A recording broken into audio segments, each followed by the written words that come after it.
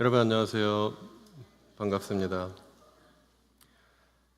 시국이 너무 어수선해서 대림 3주차가 되는지도 잘 실감하지 못하고 맞이하는 대림절 셋째 주 예배입니다. 오늘 예배의 시작을 기다리며 함께 기도하는 시간 잠시 가지겠습니다. 12월의 공동체가 드리는 기도 함께 읽으시겠습니다. 평화의 왕으로 오신 아기 예수를 기다리는 대림과 성탄의 계절입니다. 아기 예수께서 오셨던 그 땅에 학살과 죽음이 계속되고 있습니다. 팔레스타인과 우크라이나와 미얀마와 평화를 잃어버린 모든 사람들이 전쟁을 멈추게 하시고 평화를 주시는 주님의 오심을 함께 기뻐하게 하여 주십시오.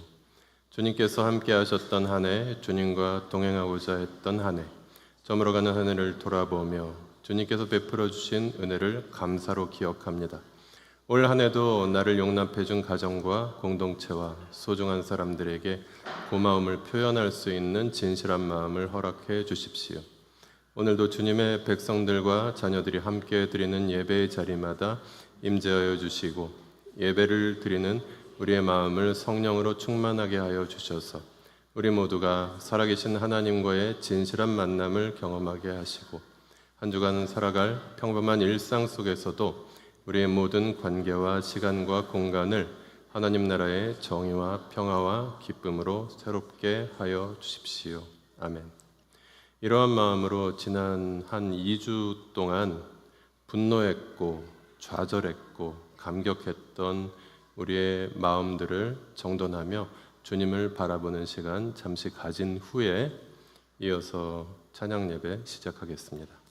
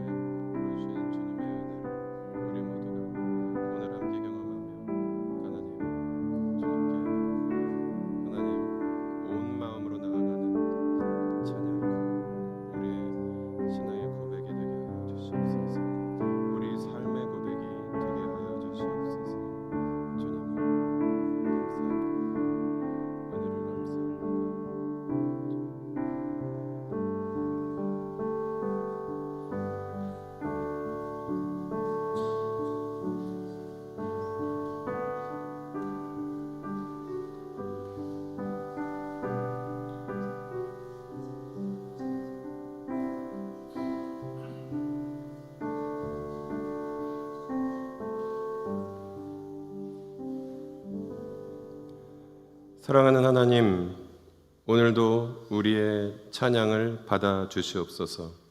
우리의 마음을 담아 주님께 올려드리는 이 찬양 예배에 성령께서 임재하시고 우리에게 주님께서 허락하여 주시는 하늘의 기쁨으로 충만하게 하여 주십시오. 우리 주 예수 그리스도의 이름으로 기도합니다. 아멘. 이어서 공동체 소식 들으신 후에 찬양 예배 함께 하시겠습니다.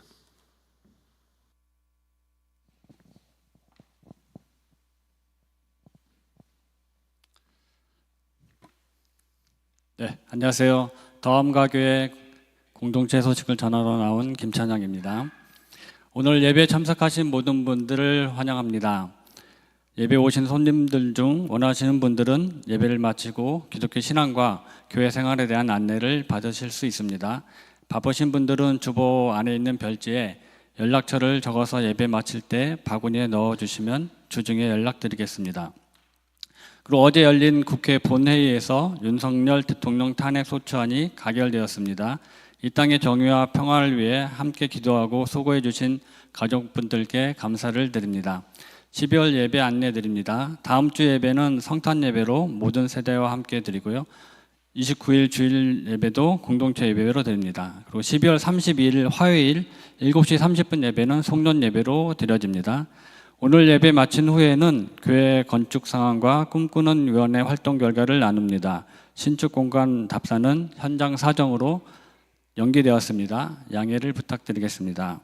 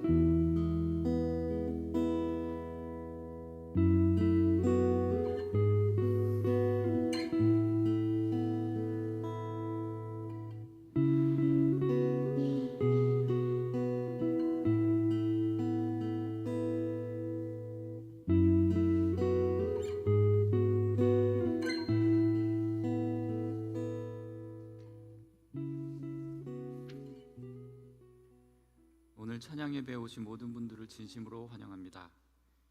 오늘 예배는 다 같이 아모스 5장 말씀 읽으면서 시작하고자 합니다. 11, 12절 같이 읽겠습니다. 너희는 살려면 선을 구하고 악을 구하지 말지어다. 만군의 하나님 여호와께서 너희의 말과 같이 너희와 함께 하시리라. 너희는 악을 미워하고 선을 사랑하며 성문에서 정의를 세울지어다. 만군의 하나님 여호와께서 혹시 요셉의 남은 자를 불쌍히 여기시라. 24절 읽겠습니다. 오직 정의를 물같이 공의를 마르지 않는 강같이 흐르게 할지어다. 아멘.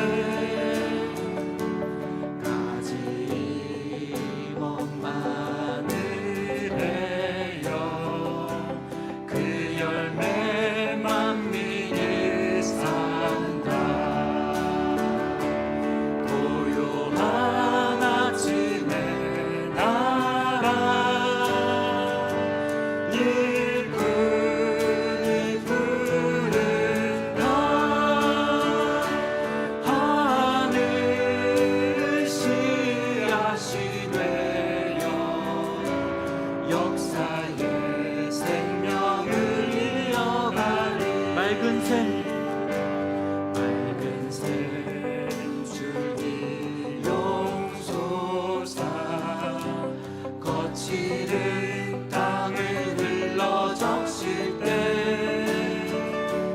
기름진 물은 널파니 그날에 활짝 트인 날 고요한 아침에 나라 새 하늘 새 땅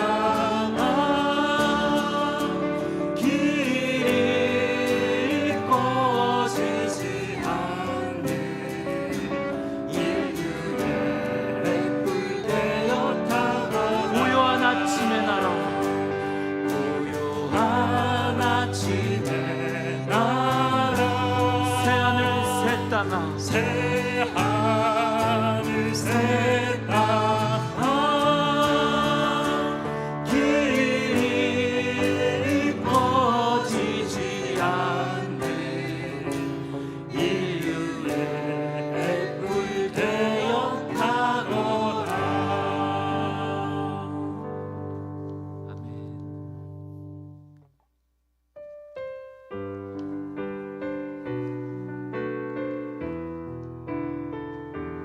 하나님 이 땅의 황무함을 보시고 회복하여 주시옵소서. 이 땅의 황무함을 보소서. 하늘의 하나님 긍휼을 베푸시는 주여 우리의 죄악 용서하소서. 이 땅 묻혀 주소서. 이제 우리 모두 하나 되어 이 땅에 무너진 기초를 다시 쌓을 때 우리의 우상들을 태우시 성령의 불이 마소서. 부흥의 불길 타오르게 하소서. 진리의 말씀 이 땅 새롭게 하소서. 은혜의 강물 흐르게 하소서. 성령의 바람 이제 불어와 오 주의 영광 가득한 새날 주소서. 오 주님 나라 이 땅에 임하소서. 한 번 더 찬양하겠습니다. 이 땅의 황무함을 보소서.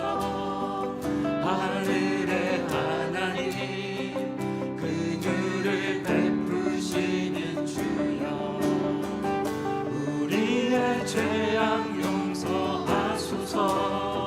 주님 고쳐주시옵소서. 땅 고쳐주소서. 이제 우리 모두 하나 되어 이 땅에 무너진 기초를 다시 쌓을 때 우리의 우상들을 태우시 성령의 불 임하소서. 부흥의 불길 타오르게 하소서. 진리의 말씀 이 땅 새롭게 하소서. 은혜의 강물 흐르게 하소서. 성령의 바람 이제 불어와 오 주의 영광 가득한 새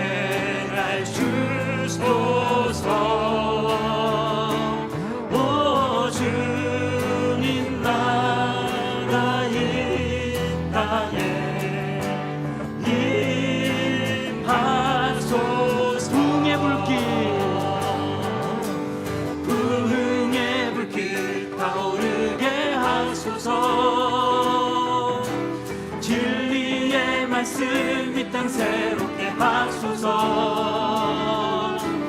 은혜의 강물 흐르게 하소서. 성령의 바람 이제 불어와. 오 주의 영광 가득한 새날 주소서. 오 주님 나라 이 땅에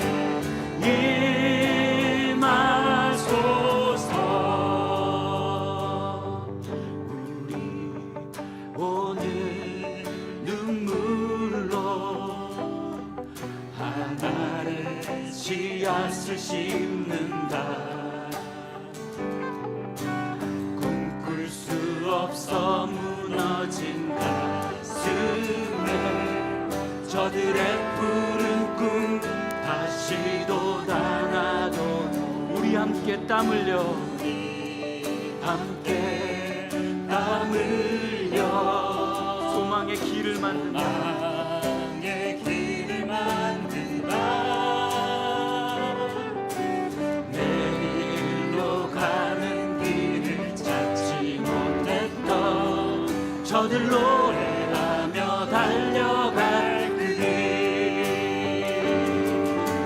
그날에 우리 보리라. 새벽 이슬 같은 저들 일어나. 뜨거운 가슴 사랑의 손으로 이 땅 치유하며 행진할 때 오래 황폐하였던 이 땅 어디서나 순결한 꽃들 피어나고 푸른 위에 나무가 가득한 세상 우리 함께 보리라. 한 번 더 찬양하겠습니다. 우리 오늘 눈물로 하나의 씨앗을 심는다. 꿈꿀 수 없어 무너진 가슴에 저들의 푸른 꿈 다시 돋아나도록 우리 함께 땀 흘려 소망의 길을 만든다. 내일로 가는 길을 찾지 못했던 저들 노래하며 달려갈 그 길. 그날에 우리 보리라. 새벽 이슬 같은 저들 일어나. 뜨거운 가슴 사랑의 손으로 이 땅 치유하며 행진할 때 오래 황폐하였던 이 땅 어디서나 순결한 꽃들 피어나고 푸른 위에 나무가 가득한 세상 우리 함께 보리라. 그날에 우리 보리라. 그날에 우리 보리라. 새벽 이슬 같은 저들 일어나. 뜨거운 가슴 사랑의 손으로 이 땅 치유하며 행진할 때 오래 황폐하였던 이 땅 어디서나 순결한 꽃들 피어나고 푸른 위에 나무가 가득한 세상 우리 황폐하였던 오래 황폐하였던 이 땅 어디서나 순결한 꽃들 피어나고 푸른 의의 나무가 가득한 세상 우리 함께 보리라. 우리 다 같이 이 땅의 회복을 위해 기도합시다. 이 땅의 민주주의를 훼손하는 심각한 일이 일어났지만 대통령 탄핵 소추가 가결되어 직무가 정지되었습니다. 한 곱이 넘겼지만 이제 시작일 뿐입니다. 대법원의 판결 이후에 혼란한 전국 상황은 계속될 것입니다. 이 땅을 위해 기도합시다. 한 알 한 알의 씨앗이 쓰러지지 않도록 꿈꿀 수 없어 무너진 삶이 회복되고 오래 황폐하였던 이 땅에 꽃이 피고 푸른 의의 나무가 가득한 세상을 보기를 소망하며 기도하겠습니다. 하나님 아버지,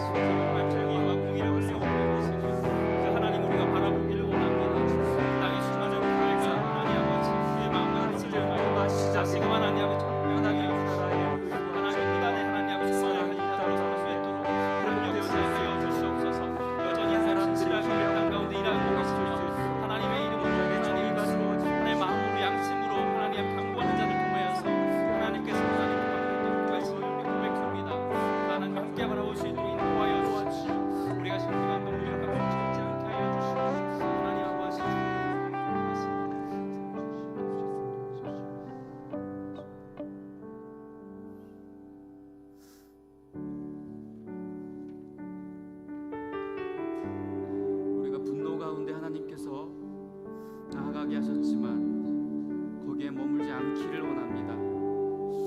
하나님께서 보여주신 사랑의 마음을 놓치지 않기를 원합니다. 하나님 나라의 증인된 자들의 다른 삶을 살아가기를 고백합니다. 주의 사랑을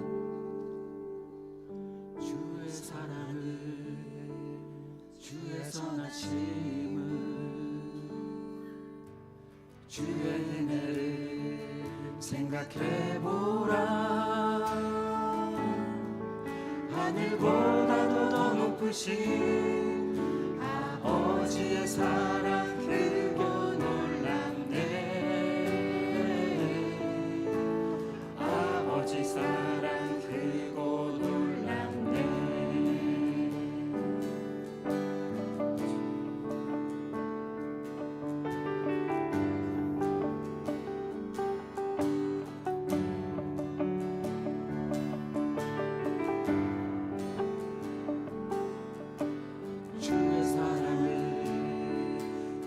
선하심을 주의 은혜를 생각해보라.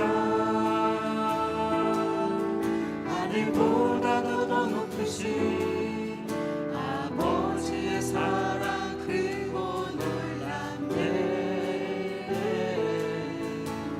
아버지 사랑 크고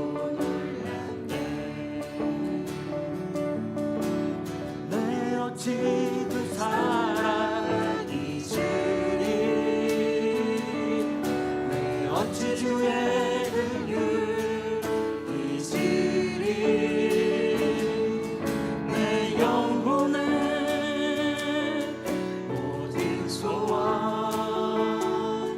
만족시킬 하나님.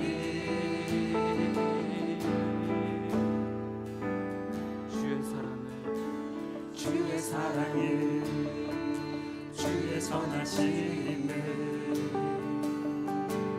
주의 은혜를 생각해보라. 하늘보다도 더 높으신 아버지의 사랑 크고 놀랍네. 아버지 사랑 크고 놀랍네. 내 어찌 그 사랑 내 어찌 그 사랑 잊으리. 내 어찌 주의 긍휼 잊으리.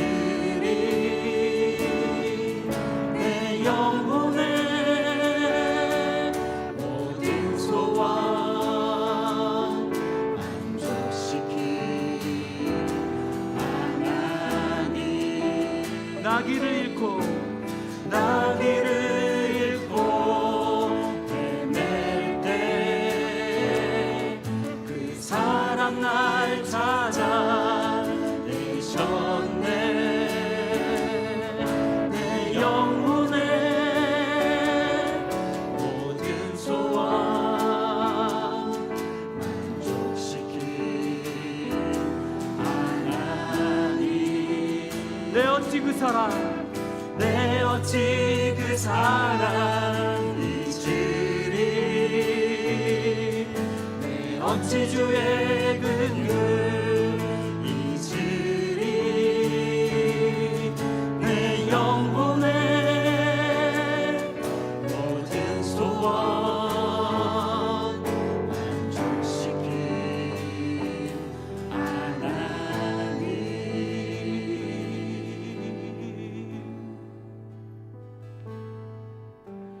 주의 사랑을, 주의 선하심을, 주의 은혜를 생각해보라. 하늘보다도 더 높으신 아버지의 사랑 크고 놀랍네. 아버지 사랑 크고 놀랍네. 주 오셔서 죽으시고 다시 부활하심으로 이미 임한 하나님 나라. 하나님 나라. 주님 다시 오실 때, 주님 다시 오실 때 회복되고 완성되게 완성되어 영원까지 이어질 나라. 하나님 나라. 우린 그 나라에 속한 사람들. 이 세상 속에 살고 있지만 우린 그 나라의 주님 된 자들. 전혀 다른 삶을 살아가네. 우린 그 나라에 속한 사람들. 우린 그 나라에 속한 사람들. 이 땅을 밟고 살아가지만 우린 그 나라의 증인된 자들. 소망의 나를 앞서가네. 한 번 더 찬양하겠습니다. 주 오셔서 죽으시고 다시 부활하심으로 이미 임한 하나님 나라. 하나님 나라. 주님 다시 오실 때, 주님 다시 오실 때 회복되고 완성되어 영원까지 이어질 나라. 하나님 나라.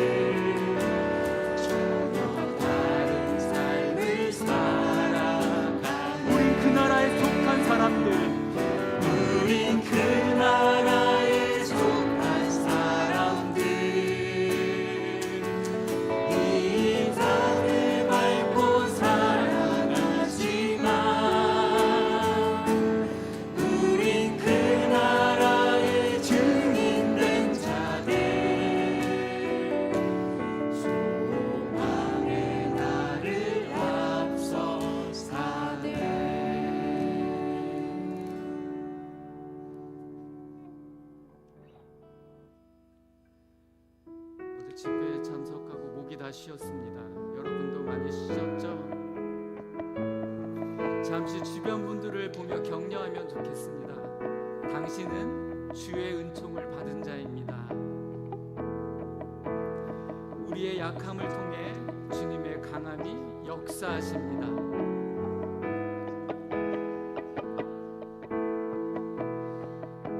우리 작은 발걸음이지만 함께함이 너무나 든든하고 힘이 되는 것 같습니다.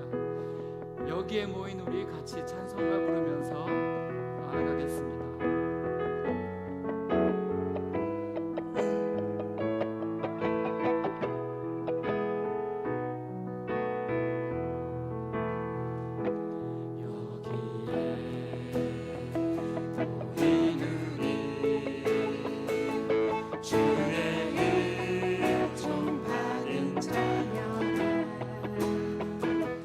주께서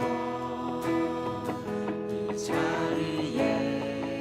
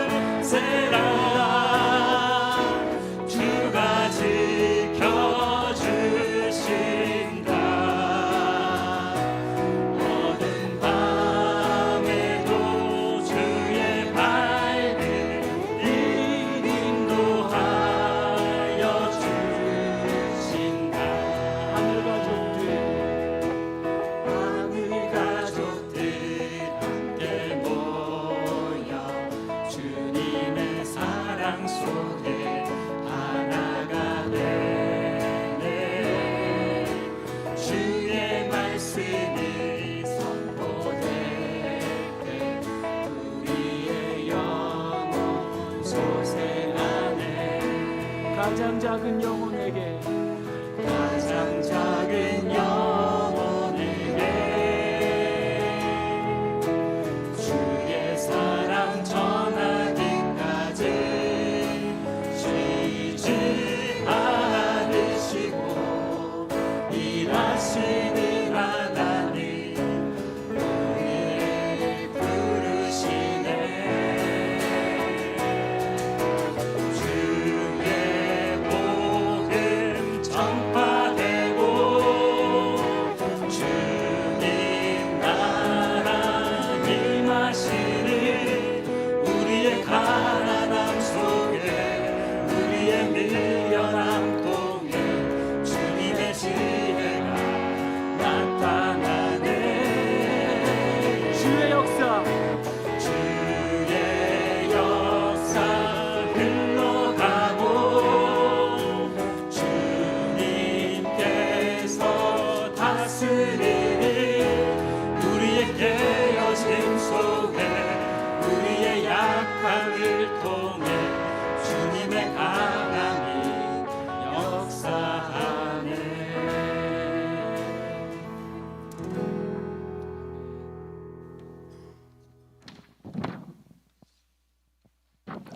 다 같이 기도하겠습니다. 하나님이 우리를 사랑하시는 사랑을 우리가 알고 믿어노니 하나님은 사랑이시라. 사랑 안에 거하는 자는 하나님 안에 거하고 하나님도 그의 안에 거하시느니라. 요한일서 4장 16절. 하나님, 예수님을 보내사 우리를 구원하시고 아버지의 자녀 삼아주신 사랑과 은혜를 찬양합니다. 그 사랑을 배우고 나누며 함께 살아가는 지체들이 모여 하나님을 예배합니다. 우리의 예배를 기쁘게 받아주십시오. 오늘 예배를 통해 주님을 만나며 암울한 세상에서 주님과 함께하는 기쁨을 누리는 예배되게 하여 주십시오. 예수님의 침묵과 거절에도 절박한 심정으로 주님의 도우심을 구했던 가나안 여인처럼 이 시간 예배를 드리는 우리의 마음도 그와 같기를 기도합니다. 우리는 무능하지만 전능하신 하나님께서 도와주시기를 간구하는 예배, 우리는 약하지만 강하신 하나님께서 앞장서 주시기를 바라는 예배, 무엇보다도 하나님께서 고치시고 회복시켜 주셔서 정의와 진실을 담대하게 살아내는 새 힘을 얻는 예배가 되게 하여 주십시오. 오늘 주님을 찾는 모든 사람에게 복음이 전해지게 하시며 말씀을 전하시는 목사님과 예배를 준비하고 섬기는 모든 분들에게 주님의 축복이 가득하기를 기도합니다. 또 이 시간 함께 예배를 드리는 성장 세대들도 같은 마음으로 주님께 예배 드리도록 성령님 인도하여 주시기를 기도합니다. 사랑의 하나님 아버지, 저희를 한 공동체로 불러주시고 하나님 나라의 복음을 함께 나누며 살아가게 하심을 감사드립니다. 모든 가족들이 하나님의 말씀 안에서 신실한 예배의 자리를 이루게 하시고 각 가정교회 모임 가운데 성령님의 인도하심으로 서로를 향한 사랑과 치유가 흐르게 하여 주십시오. 서로를 향한 깊은 신뢰와 사랑으로 연결되게 하시고 믿음의 공동체로서 함께 성장하며 서로의 기쁨과 아픔을 나누는 참된 교제가 이루어지게 하여 주십시오. 가정교회에 새롭게 속하게 될 가족들을 축복하시고 이들이 공동체 안에서 주님의 따뜻한 사랑을 경험하며 잘 정착하게 하여 주십시오. 주님, 우리의 성장 세대를 위해 기도합니다. 주일 예배와 믿음의 악용을 통해 자라나는 우리의 자녀들이 하나님을 깊이 알아가며 믿음의 반석 위에 서게 하여 주시고 청소년들이 하나님의 자녀로서 정체성을 굳건히 하여 이 시대를 이끌어갈 신실한 리더로 성장하게 하여 주십시오. 각자의 배움의 자리에서 우리의 자녀들이 하나님의 사랑을 날마다 더 깊이 경험하며 성장하게 하여 주십시오. 2024년을 잘 정리하고 2025년을 기대하는 저희 공동체를 인도하여 주십시오. 각종 활동과 모임을 통해 서로를 더 깊이 이해하고 사랑하게 하시며 교회 밖의 이웃들을 돌아보며 하나님의 사랑을 나누는 건강한 그리스도의 몸이 되게 하여 주십시오. 현재 진행 중인 교회 건축 과정 가운데 하나님의 보호하심으로 안전사고 없이 공사가 순조롭게 진행되게 하시고 필요한 재정이 채워지게 하여 주십시오. 이 모든 과정을 통해 하나님의 신실함을 경험하게 하시고 완공될 새로운 공간이 더 많은 이웃들과 함께 하나님을 만나고 교제하는 따뜻한 자리가 되게 하여 주십시오. 하나님, 탄핵이 가결됨에 너무도 감사드립니다. 국민을 섬겨야 하는 대통령이 오직 자신이 처한 위기를 타개하기 위해 비상계엄령을 내리고 북한과의 대치전까지 마다하지 않고 계획하였습니다. 국민들은 엄동추유에도 모여 집회는 물론 자유민주주의의 기반이 되어야 할 국회를 수호하기 위해 출입문을 막은 경찰들과 온몸으로 대치해야 했습니다. 하나님, 탄핵 이후의 모든 과정들에도 당신의 뜻을 속히 이루어 주셔서 대한민국의 헌법 정신이 회복되고 불온한 정치 집단들은 해체되며 국민들을 자신의 생명보다 귀히 수호하며 섬길 수 있는 지도자들을 세워주시옵소서. 민생이 안정되고 약한 자들이 행복해질 수 있는 나라로 치유하여 주십시오. 올 겨울에도 가족이라는 사랑의 끈 하나만으로 혹은 홀로 하루하루를 버티는 이웃들이 있습니다. 한창 배움에 대한 기쁨을 누려야 할 시기, 아픈 가족을 돌보는 가장의 역할을 하는 아동 청소년들도 많습니다. 이들을 기억하며 도움의 손길과 기도를 멈추지 않는 교회 되게 하여 주십시오.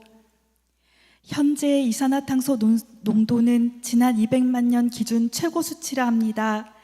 2030년까지 1억 2천만 명의 기후 난민들이 속출할 것이라는 전망도 있습니다. 대기 오염으로 인한 전염병 확산으로 한창 뛰놀고 배워야 할 많은 성장 세대들이 병원을 전전합니다. 하나님, 개인주의와 편리함을 추구하는 이 시대, 환경을 지키기 위한 실천과 교육이 도처에 끊이지 않도록 지속 가능한 에너지 개발과 보급이 원활할 수 있도록 도와주시옵소서.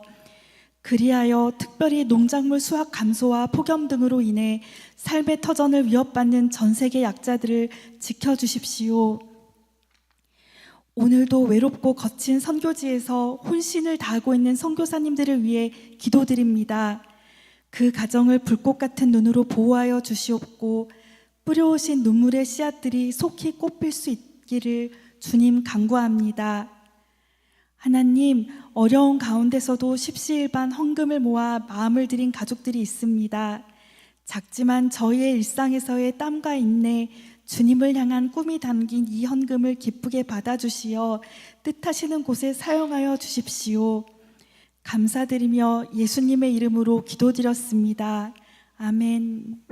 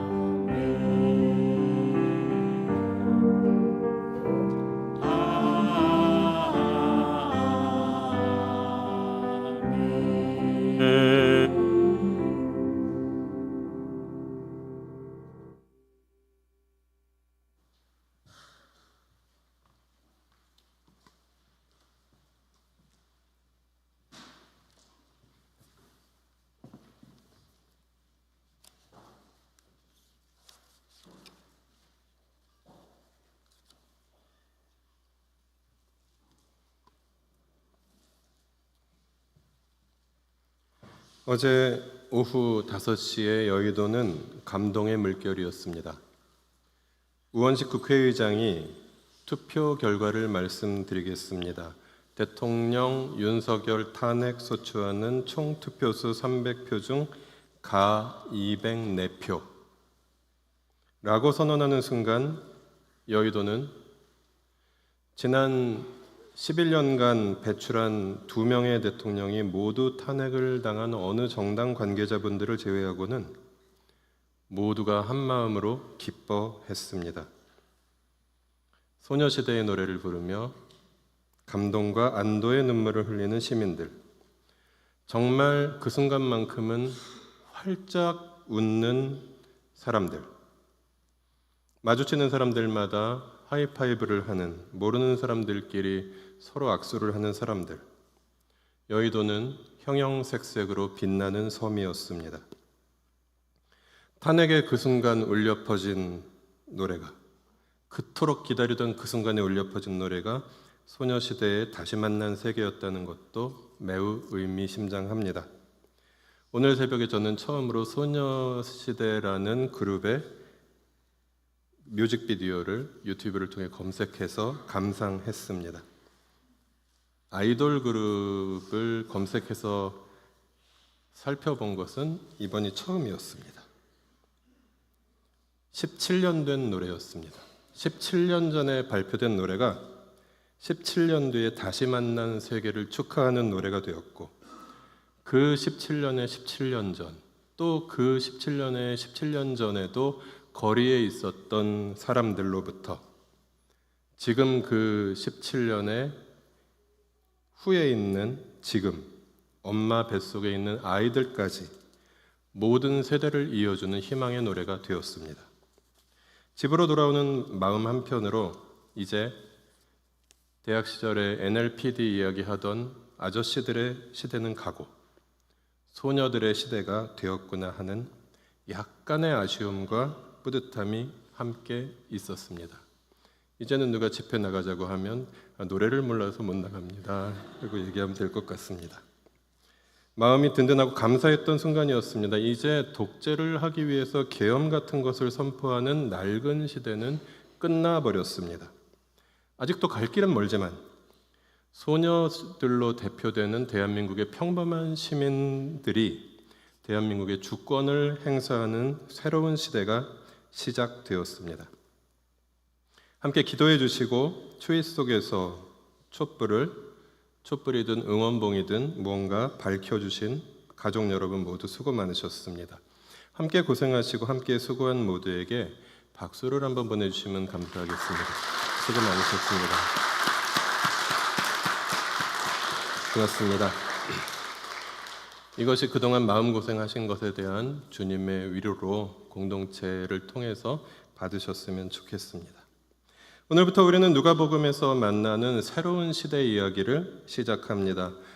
내년 초에 누가복음 말씀 묵상이 이어지기도 하거니와 또 지난 28주 동안 함께 나눈 사도행전이 예수님이 승천하신 뒤에 성령께서 교회를 세우시고 사도들을 통해서 예루살렘과 온 유대와 사마리아에 그리고 세상의 중심 로마에까지 하나님 나라의 복음을 전하게 하신 이야기였다면, 오늘부터 시작되는 말씀 시리즈인 누가복음은 바로 그 사도들과 교회가 전했던 이야기, 복음의 내용 그 자체를 다룹니다. 설교안에 보시면 사도행전 1장 1절에서 이미 누가는 자신이 쓴 첫 번째 책에서 예수께서 행하시고 가르치신 일을 다 다루었다라고 기록하고 있습니다. 누가복음은 바로 사도행전 1장 1절이 말하고 있는, 언급하고 있는 바로 그 책, 누가가 쓴 첫 번째 책입니다.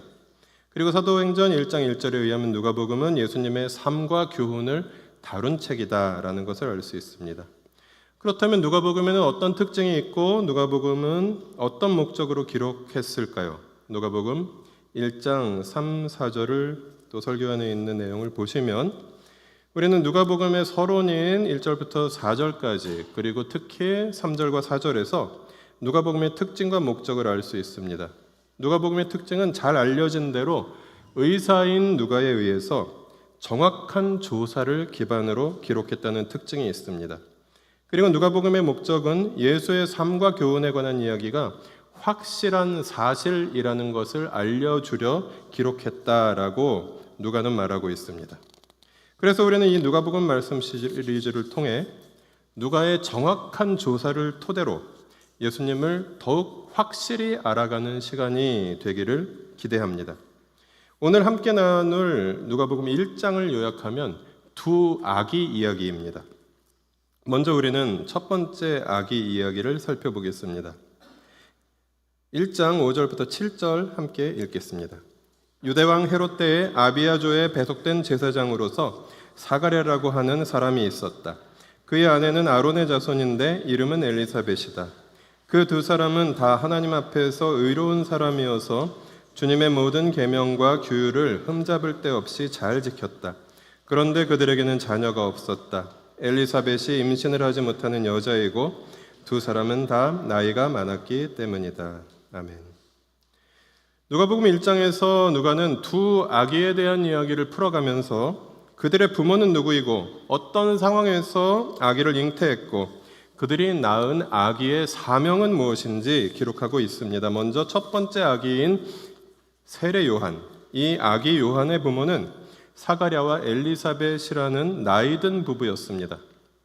나이가 많았지만 아이가 없었고 나이가 많으니 더더욱이나 아이를 낳을 가능성이 없는 그런 늙은 부부였습니다. 그러나 그들은 둘 다 하나님 앞에서 의로운 사람들이었다라고 누가는 기록하고 있습니다. 그들은 주님의 모든 계명과 규율을 지키는데 흠잡을 데가 없었다라고 말하고 있습니다. 우리가 사도행전에서 바울의 노년을 살펴본 대로 기원전 1세기 시절에 지중해 연안 그 세계에서는 50세 정도면 노인이었습니다. 최소한 엘리사벳과 사가랴는 50세 이상은 되었을 부부였습니다. 50이면 50, 60대면 60대. 평생을 하나님 앞에서 의로운 사람으로 살아온 늙은 부부에게도 하나님께서는 하나님의 나라를 위해서 할 일을 주셨습니다. 지금은 소녀시대의 노래로 상징되는 시대입니다. 광장을 뒤덮은 젊은이들의 시대입니다. 그러나 조금 나이 든 사람들은 나이 든 대로, 어르신들은 어르신대로 하나님 나라의 모든 백성에게는 할 일이 있다는 것을 오늘 말씀을 통해서 우리는 알 수 있습니다. 하나님의 나라를 위해서 하나님의 모든 백성에게는 할 일이 있습니다. 하나님께서 할 일을 주십니다. 심지어 어제 국민에게 탄핵당한 그 사람도 어제 저녁에 또 발표한 담화문에서 결코 포기하지 않겠다 다짐합니다. 마지막 순간까지 최선을 다하겠다 다짐합니다. 대한민국을 추악하고 기괴한 나라로 만들려고 하는 자들도 이렇게 마지막까지 최선을 다하고 있는데 하나님의 나라를 함께 이루어가고자 하는 우리가 조금 민주적인 나라 정도가 아니라 하나님 나라, 정의가 강물처럼 흐르는 나라를 세워가고자 하는 소망하는 우리 하나님 나라의 백성 모두에게는 어리면 어린 대로, 젊으면 젊은 대로, 장성했으면 장성한 대로, 나이가 많으면 많은 대로 각각의 세대에게 그리고 모든 세대가 함께 감당해야 할 사명이 있습니다. 이것은 마치 요엘서 2장에서 요엘이 예언하고 사도행전 2장에서 누가가 인용한 바로 그 말씀과 같습니다. 너희 아들들과 딸들은 예언을 하고 너희의 젊은이들은 환상을 보고 너희의 늙은이들은 꿈을 꿀 것이다. 내 남종들과 여종들도 예언을 할 것이다. 라고요. 이와 같이 나들목 일산교회 모든 세대가 하나님 나라의 백성으로서 각자에게 맡겨주신 하나님 나라 백성의 사명을 함께 감당해 가라고 본문을 통해 주님은 우리에게 말씀하고 계신 것입니다. 이어서 누가는 가브리엘 천사를 통해서 첫 번째 아기 요한의 사명을 요한의 아버지가 될 사가랴에게 가르쳐 줍니다. 먼저 요한은 많은 사람들에게 기쁨을 줄 아기가 될 것입니다.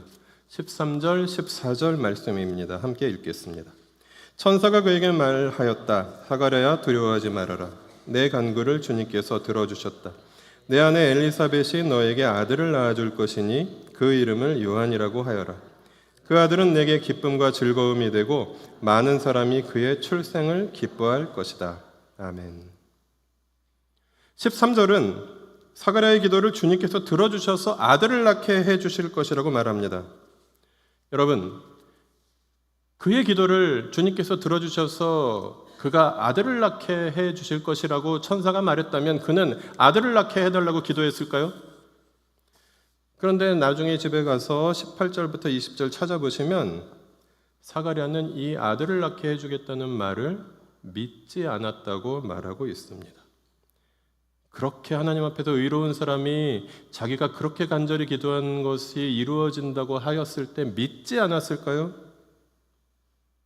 사가랴는 아들을 달라고 기도한 것이 아니었다는 것이 분명합니다. 그렇다면 사가랴의 기도는 무엇이었을까요? 왜 그 집에 애가 태어나는 것이 모든 사람에게 기쁨이 될까요? 그때 유다에는 사람들에게 기쁨이 없었습니다. 우리나라의 지난 한 주간의 날들과 비슷할 것도 같습니다. 기원전 586년에 유다가 멸망한 이후만 따져보아도 유다는 바빌로니아 제국, 페르시아 제국, 알렉산드로스 제국, 헬라 제국, 그리고 로마 제국까지 600년 동안이나 힘센 나라들의 놀이터, 사냥터 신세였습니다. 그래서 가브리엘 천사가 사가랴에게 찾아온 그때는 하나님 나라의 백성들에게 절망의 시대였고 간절한 기다림의 시대였습니다. 사가랴의 기도는 그래서 필시 하나님의 나라를 속히 회복시켜 주시옵소서라는 기도였을 것이 분명합니다. 하나님은 그 기도의 응답으로 사가랴의 가정에 아이가 태어나게 해주셨습니다. 노년에 아이도 없다고 생각해 보십시오. 저희 가정에 이제 장래에 그렇게 될 텐데 노년에 아이가 없는 가정 얼마나 쓸쓸하겠습니까? 기쁨이 없는 유다를 상징하는 사가랴와 엘리사벳의 가정에 정의와 평화와 기쁨의 나라를 준비하게 할 아기가 태어나게 해 주신다고 오늘 성경은 말하고 있는 것입니다. 그리고 본문은 첫 번째 아기 요한의 사명이 모든 세대를 하나님께로 돌아오게 할 아이라고 말해주고 있습니다. 설교 안에 1장 16절 17절 그리고 말라기 4장 5절 6절 말씀을 인용해 드렸습니다. 우리는 내일부터 4일 동안 이제 구약의 말라기 예언서, 구약의 마지막 말씀을 묵상합니다. 누가복음 1장 16절 17절 말씀은 바로 이 말라기 4장 5절 6절 말씀의 인용입니다. 말라기 예언자가 한 말씀과 같이 그것을 누가가 인용한 말씀과 같이 주님의 날이 이르기 전에 보내주실 엘리야 예언자, 바로 그 엘리야 예언자가 사가랴 너의 아들로 태어날 요한이다. 너의 아들로 태어날 요한이 바로 그 말라기 4장 5절 6절에 나오는 엘리야란다 라고 지금 천사는 사가랴에게 말해주고 있는 것입니다. 그래서 그 아이가 모든 세대를 하나님께로 돌아오게 하고 주님을 맞이할 준비가 될 백성을 마련하게 할 것이다 라고 천사는 지금 사가랴에게 말하고 있습니다. 요한의 아버지 사가랴에게 사가랴의 사명이 있듯이 요한에게는 자신의 사명이 있었습니다. 요한의 사명은 구약시대의 마지막 예언자 혹은 신약시대의 첫 번째 예언자가 되는 것이었습니다. 그래서 예수님이 오실 길을 평탄하도록 준비하는 사명이 요한의 사명이었습니다. 모든 세대를 주님께 돌아오게 하는 사명, 왕으로 오실 주님을 맞이할 백성을 준비하는 사명, 그것이 바로 세례 요한의 사명이었습니다. 그래서 요한의 아버지 사가랴의 사명과 누가복음 1장에서 이야기하고 있는 첫 번째 아기인 요한의 사명은 바로 오늘을 살아가는 하나님 나라 백성인 우리들 사명이기도 합니다. 희망을 잃어버린 사람들에게 유일한 희망이신 예수 그리스도를 알려주는 사명, 이 시대를 살아가는 모든 세대의 사람들의 마음을 돌이켜서 주 예수 그리스도를 바라보게 하는 사명, 그것입니다. 그리고 주님께서 약속하신 대로 언젠가 다시 오실 터인데 주님께서 다시 오실 때에 다시 오실 주님을 기다리고 있는 사람들을 준비하는 사명이 바로 우리들에게 오늘 주시는 사명입니다. 그래서 우리는 동시대의 이웃에게 주 예수 그리스도의 하나님 나라 복음을 나눕니다. 그리고 우리는 공동체의 새로운 세대 아이들에게 주 예수 그리스도의 하나님 나라의 복음을 나눕니다. 여러분 생각해 보십시오. 아무리 과거의 86세대가 87년 6월 항쟁으로 전두환 정권을 쓰러뜨렸다고 해도 37년 뒤인 오늘 소녀시대의 노래를 부르며 자란 세대에 응원봉이 없었다면, 86세대의 힘만으로 어제 저녁에 37년 뒤에 윤아묵의 독재 정권을 결코 쓰러뜨릴 수 없었을 것입니다. 이와 같이 여러분 가정의 아이 한 사람을 하나님 나라 백성으로 잘 키워내는 것은 위대한 사명입니다. 그래서 우리 교회의 성장 세대의 자녀들을 하나님 나라 백성으로 키워내기 위해서 유아유치부와 초등청소년부에서 함께 수고하는 것은 우리 모두에게 주신 귀한 사명입니다. 그래서 누가복음 1장 본문을 통해 주님은 누가복음 1장이 말하고 있는 첫 번째 아기 요한의 이야기를 통해 우리에게 우리의 마음을 돌이켜 다시 오실 주님과의 만남을 준비하라고, 그리고 주변의 이웃과 성장 세대의 자녀들의 마음을 돌이켜 주님과의 만남을 준비하게 하라고, 그것이 이 시대를 살아가는 우리들의 사명이라고 말하고 있습니다. 이렇게 첫 번째 아기에 대한 이야기가 끝나고 두 번째 아기의 이야기를 함께 나누도록 하겠습니다. 두 번째 아기 이야기도 누가가 지금 전개하고 있는 패턴에 따라서 아기의 부모 이야기와 아기의 사명 이야기로 이어지고 있습니다. 먼저 아기의 부모 이야기입니다. 1장 26절부터 28절 함께 읽으시겠습니다. 그 뒤로 6달이 되었을 때에 하나님께서 천사 가브리엘을 갈릴리 지방의 나사렛 동네로 보내시어 다윗의 가문에 속한 요셉이라는 남자와 약혼한 처녀에게 가게 하셨다. 그 처녀의 이름은 마리아였다. 천사가 안으로 들어가서 마리아에게 말하였다. 기뻐하여라, 은혜를 입은 자야. 주님께서 그대와 함께 하신다. 아멘. 본문은 예수의 부모 중에서 어머니인 마리아에게 집중하고 있습니다. 그리고 이 여인이 하나님의 은혜를 입은 사람이라고 28절과 그리고 설교 안에 인용은 해드리지 않았지만 30절에서 두 번이나 말하고 있습니다. 우리가 지금 예수님의 어머니 마리아를 생각하면, 지금 입장에서 우리가 생각하면 그 소녀의 몸으로 예수라는 아이를 낳아준 마리아에게 너무도 감사하는 마음이지만, 그 당시 마리아의 입장에서는 감히 자신의 삶으로 도저히 상상할 수 없는 사건이 일어나고 있는 것이었습니다. 하나님의 은혜야 라고 도저히 말할 수 없는, 생각할 수도 없는 사건이 일어났던 것입니다. 물론 그 당시에 12살부터 성년으로 간주되었고 결혼 정년기가 10대 중반에서 후반 정도였기 때문에 본문의 마리아도 누군가와 요셉이라는 청년과 약혼한 사이라고 하면 16세 전후의 소녀 시대였을 것입니다. 오늘날 한국의 결혼 정년기를 생각하면 절반 정도밖에 되지 않는 나이이긴 했지만 아이를 잉태하고 출산하는 것은 충분히 가능한 나이였습니다. 그러나 문제는 이 여인이 아직 아이를 낳을 수 없는 신분이라는 데 있었습니다. 마리아는 약혼자가 따로 있는 소녀였습니다.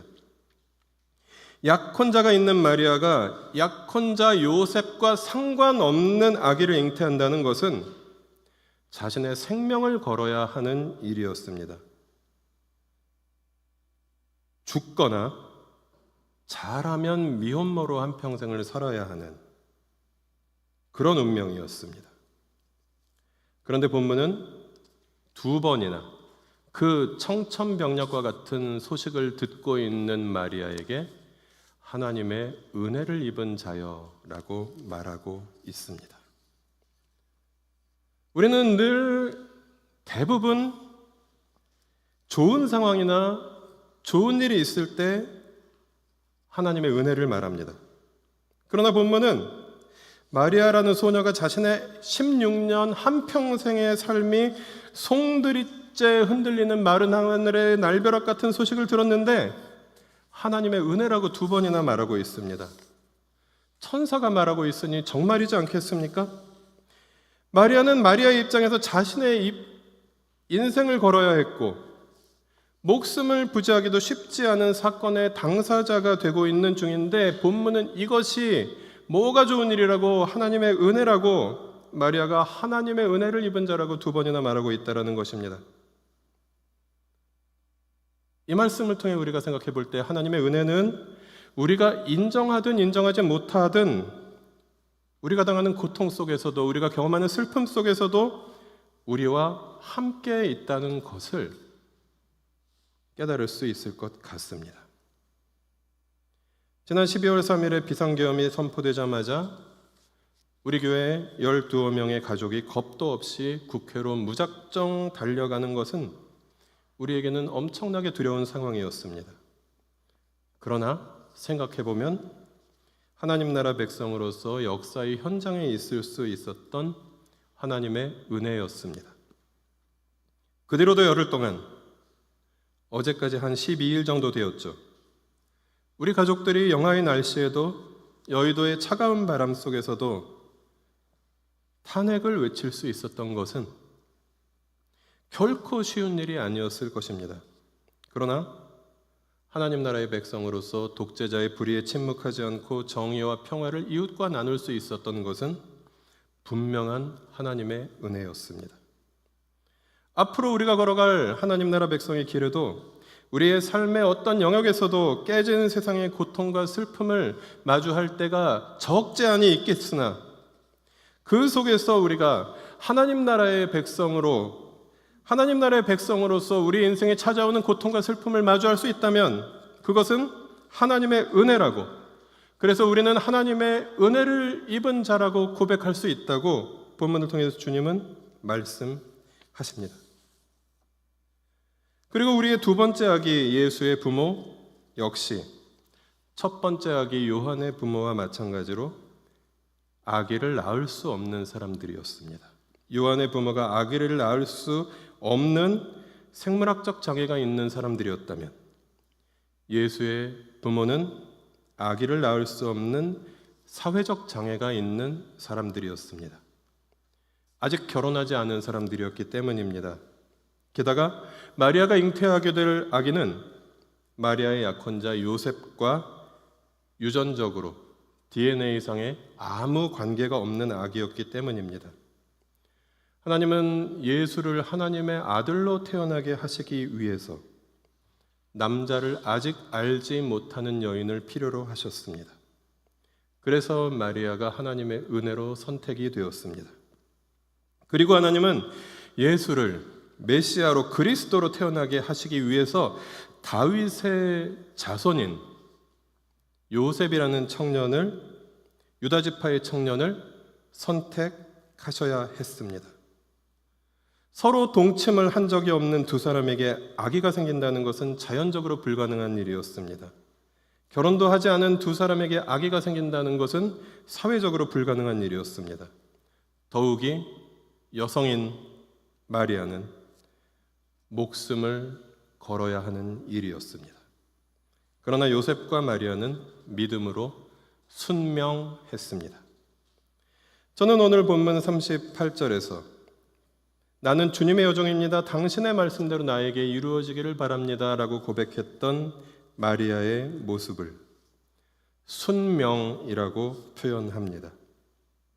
이 순명이라는 단어는 저를 포함해서 개신교 사회에서 별로 쓰이지 않는 단어입니다. 우리는 보통 순종이라는 단어를 많이 씁니다. 순종이 일상의 모든 삶 속에서 순간순간 하나님의 뜻을 따르는 것이라면 순명은 하나님의 뜻을 따르기 위해서 자기 인생 전체를 드리는 것입니다. 하나님이 주신 일생일대의 사명을 자신의 것으로 받아들이는 것을 우리는 순명이라고 합니다. 부부가 하루하루 사랑하며 살아가는 것은 순종입니다. 그러나 한평생 한 사람의 남편이 되고 한 사람의 아내가 되기 위해서 한평생을 드리는 것은 순명입니다. 부모가 자녀를 하루하루 사랑으로 키우는 것은 순종입니다. 그러나 아이를 낳아서 누군가의 부모 역할에 헌신하는 것은 순명입니다. 나들모 일산교회에서 공동체 생활을 충실히 하는 것은 순종입니다. 그러나 나들모 일산교회에서 주위를 살펴보십시오. 피 한 방울 안 섞인 이 사람들과 하나님의 가족이 되는 것은 순명입니다. 그래서 누가복음 1장을 통해 하나님께서는 1장의 두 번째 아기 예수의 부모 이야기를 들려주며 우리가 감히 감당하기 힘든 상황 속에서 우리와 함께 하시는 하나님을 발견하고 하나님의 은혜를 경험하라고 말씀하십니다. 하나님의 뜻을 따르기 힘든 상황에서 그 상황을 뛰어넘어서 우리를 부르신 하나님 나라의 백성의 사명에 자신의 인생을 드리며 순명하라고 우리에게 말씀하십니다. 이제 1장이 말하는 두 번째 악이 예수의 사명을 함께 살펴보겠습니다. 누가복음 1장 31절부터 35절을 보시면 본문은 악이 예수의 사명을 다윗의 왕위를 이어받을 영원한 왕의 사명이라고 말해주고 있습니다. 이 아기가 바로 구약의 예언자들이 예언하고 이스라엘 백성들이 1000년 동안 기다리던 다윗의 후손으로 오실 왕 메시아 그리스도라고 말해주고 있습니다. 그는 영원히 야곱의 집을 다스릴 것이고 그의 나라는 무궁할 것이라고 말하고 있습니다. 그 나라가 바로 영원한 하나님의 나라입니다. 이 하나님의 나라는 구약시대에 이스라엘을 통해서, 이스라엘이라는 실제로 이 땅에 이루어졌던 나라를 통해서 세상에 드러났으며, 신약시대에는 하나님의 백성들의 공동체인 교회를 통해서 오늘도 세상에 하나님의 나라를 드러내고 있습니다. 누가복음 1장은 바로 그 아기 마리아에게 성령으로 잉태되어서 다윗의 자손 요셉의 계보를 빌려서 태어난 바로 그 예수가 하나님의 아들이며 하나님의 영원한 나라의 왕이 될 것이라고 분명하게 밝히고 있습니다. 그러면 이야기가 영원무궁히 다스릴 나라는 어떤 나라인지 누가복음 1장 46절부터 55절을 통해서 살펴보겠습니다. 제가 어제 추운 데서 고생하고 좀 그러느라고 설교 안에 이 본문을 누락시켰습니다. 그래서 영상을 통해서 확인하시면서 누리자매님께서 읽어주시는 말씀 함께 들으면서 영상을 통해서 말씀 확인해 주시겠습니다. 그리하여 마리아가 말하였다. 내 영혼이 주님을 찬양하며 내 마음이 내 구주 하나님을 좋아함은 그가 이 여종의 비천함을 보살펴 주셨기 때문입니다. 이제부터는 모든 세대가 나를 행복하다 할 것입니다. 힘센 분이 나에게 큰일을 하셨기 때문입니다. 그의 이름은 거룩하고 그의 자비하심은 그를 두려워하는 사람들에게 대대로 있을 것입니다. 그는 그 팔로 권능을 행하시고 마음이 교만한 사람들을 흩으셨으니 제왕들을 왕자에서 끌어내리시고 비천한 사람을 높이셨습니다. 줄인 사람들을 좋은 것으로 배부르게 하시고 부한 사람들을 빈손으로 떠나보내셨습니다. 그는 자비를 기억하셔서 자기의 종 이스라엘을 도우셨습니다.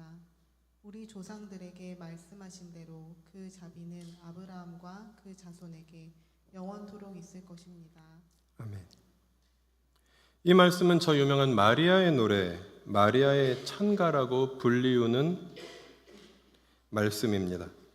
마리아는 자신의 친척이던 엘리사벳을 만날 때 임신한 상태에서 이 노래를 부릅니다. 48절부터 마리아는 자신이 하나님을 찬양하는 이유를 말해줍니다. 자신에게서 태어날 아기가 만들어갈 세상, 자신에게서 태어날 아기가 다스릴 세상은 어떤 세상인지 감격에 겨워서 노래합니다. 그 나라는 주님께서 교만한 사람들을 흩으시는 나라입니다. 그 나라는 제왕들을 왕좌에서 끌어내리실 나라입니다. 그 나라는 부한 사람들을 빈손으로 떠나보내실 나라입니다. 그 나라는 주님을 두려워하는 자들에게 자비가 대대로 있는 나라입니다. 그 나라는 비천한 사람들을 높이시는 나라입니다. 그 나라는 줄인 사람들을 좋은 것으로 먹이시는 나라입니다. 그 나라는 비천한 사람들이 행복하게 될 나라입니다. 이것이 교회가 기억하고 꿈꾸며 추구하고 성령 안에서 완성해 나가야 할 나라입니다. 먼저는 교회가 그런 나라가 되어야 합니다. 그래서 그런 나라의 모델을 세상의 이웃들에게 보여주어야 합니다. 나아가 교회와 그리스도인들이 자신이 살아가는 주변에 그리고 세상을 그런 나라로 만들어 가야 하는 나라입니다. 하나님께서 교회에 당부하신 하나님 나라의 모습이 바로 그러한 나라입니다. 그런데 오늘날 교회들에서 발견되는 모습은 그런 나라의 모습들과는 거리가 많이 먼 모습들입니다. 오늘 교회가 보여주고 있는 나라의 모습은 교만한 사람들의 나라입니다. 권력자에게는 약하고 소수자와 약자들에게만 큰 소리치는 사람들의 나라입니다. 자비와 긍휼보다는 혐오와 차별이 난무하는 비정하고 차가운 나라의 모습을 교회들은 보여주고 있습니다. 비천한 사람들이 더욱 비천해지고 줄인 사람들이 더욱 줄이게 하는 그런 세상을 만드는 그런 나라입니다. 비천한 사람들이 불행하게 느끼게 만드는 그런 나라입니다. 그래서 교회는 세상을 향해 회개를 선포하기 전에 스스로에게 회개를 선포해야 합니다. 그래서 교회는 세상을 향해 예수님을 믿으라고 하기 전에 자기들이 먼저 예수님을 믿어야 합니다. 목사는 성도들에게 예수를 믿으라고 하기 전에 목사가 먼저 예수를 믿어야 합니다. 어떤 예수님을 믿어야 할까요? 로마 제국의 국교가 된 뒤에 콘스탄틴 황제의 기독교 공인 이후에 황제의 예수, 로마 제국의 국교로 받아들여진 예수가 아니라 누가복음 1장부터 24장이 말해주고 있는 예수, 사도행전 1장부터 28장에서 사도들과 초대교회 선배들이 목숨을 걸고 전했던 예수, 작고 낮고 약한 자들의 예수, 그러나 그 나라가 영원하고 그의 다스림이 무궁한 바로 그 예수를 우리는 배우고 만나고 믿고 사랑하고 따르고 전해야 합니다. 말씀을 마무리하겠습니다. 누가복음 1장에 말해준 두 아기의 이야기를 오늘 우리는 만났습니다. 첫 번째 아기 요한은 두 번째 아기의 나라를 준비하는 사명을 받았습니다. 두 번째 아기는 우리 주 예수 그리스도이십니다. 우리가 지난주까지 함께 나눈 사도행전이 바로 그 아기, 우리 주 예수 그리스도께서 걸어가신 길을 따라 걸어간 사람들의 이야기였습니다. 오늘날에도 앞으로도 그리스도인과 교회는 그 아기가 걸어간 길을 따라가는 사람들이어야 합니다. 사도행전의 선배들은 로마 제국의 압제하에서도 로마 제국이 짓밟을 수 없는 주 예수 그리스도의 나라, 하나님의 나라가 이미 시작되었다는 기쁜 소식, 하나님 나라의 복음을 살아내며 나누는 사람들이었습니다. 우리들에게도 우리들 각자가 처한 상황이 있습니다. 지난 주일 한 가족의 마의 일부분을 나누어 드립니다. 너무 길어서 아까 예배 시작할 때 함께 나누지 못했습니다. 이 가족은 사회적으로는 비상계엄이라는 상황을 만났습니다. 그리고 개인적으로는 한 아이를 잉태하여 출산을 준비하는 임산부의 삶을 살아가고 있습니다.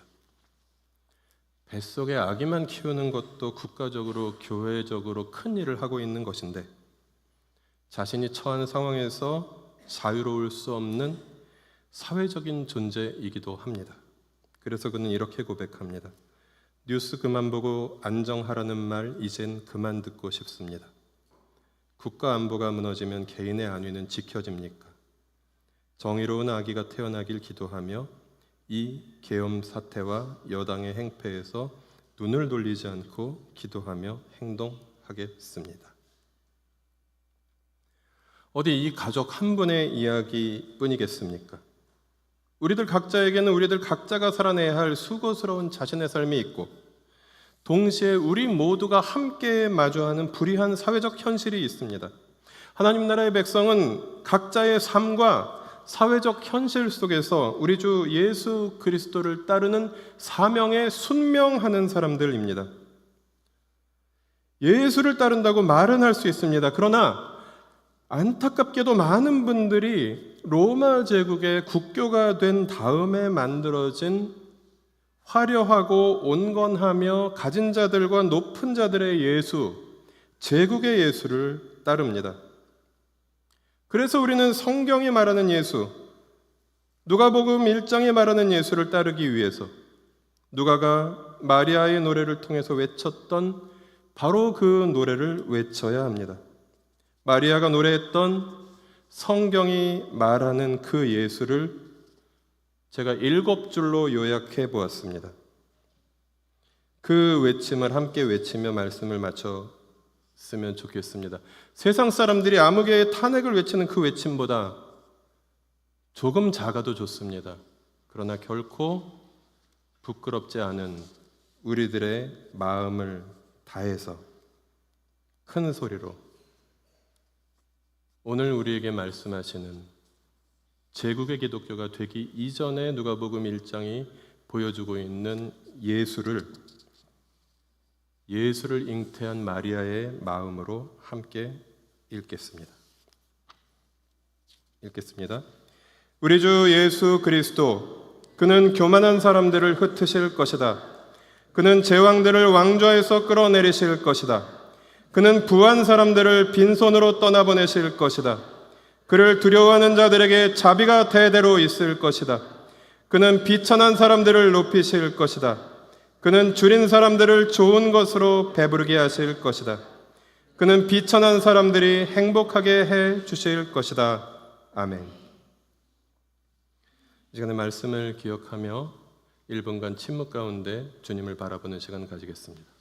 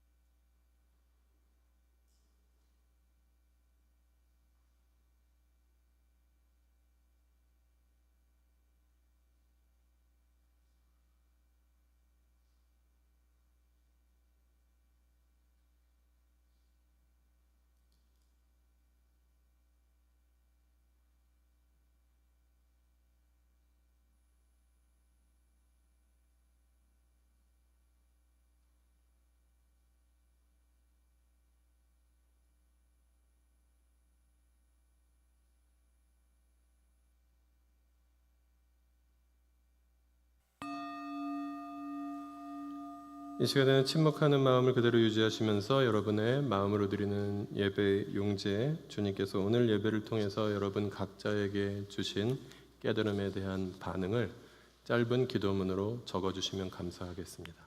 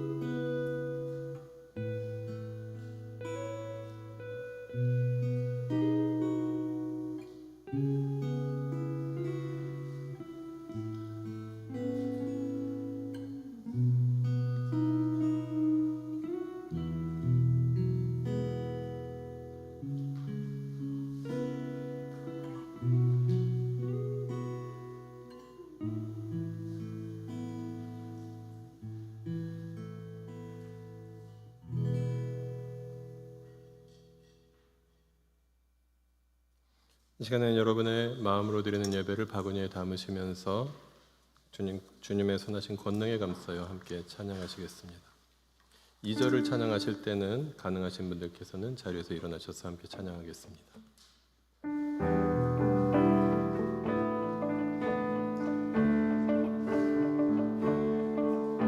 그 선한 힘에 고요히 감사여 그 놀라운 평화를 누리며 나 그대들과 함께 걸어가네 나 그대들과 새날을 여네 그 선한 힘이 우릴 감싸시니 그 어떤 일에도 희망하듯 주 언제나 우리와 함께 계셔 하루 또 하루가 늘 새로워 저 촛불 밝고 따스히 타올라 우리의 어둠 살라버리고 다시 하나가 되게 이끌소서 당신의 빛이 빛나는 이날 그 선한 힘이 우리를 감싸시니 그 어떤 일에도 희망하듯 주 언제나 우리와 함께 계셔 하루 또 하루가 늘 새로워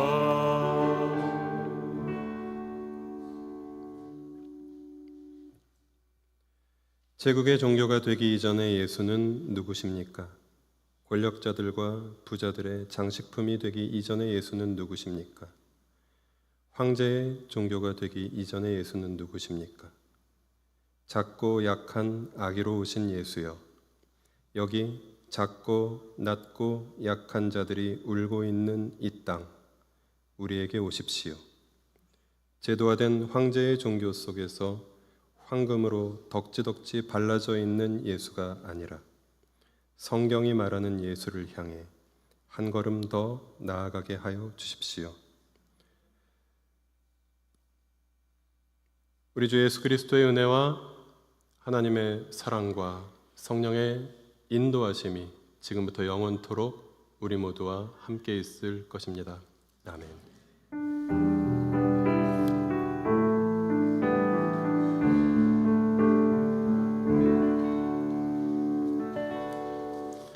네, 이 시간에는 예고해드린 대로 교회 건축 상황과 그리고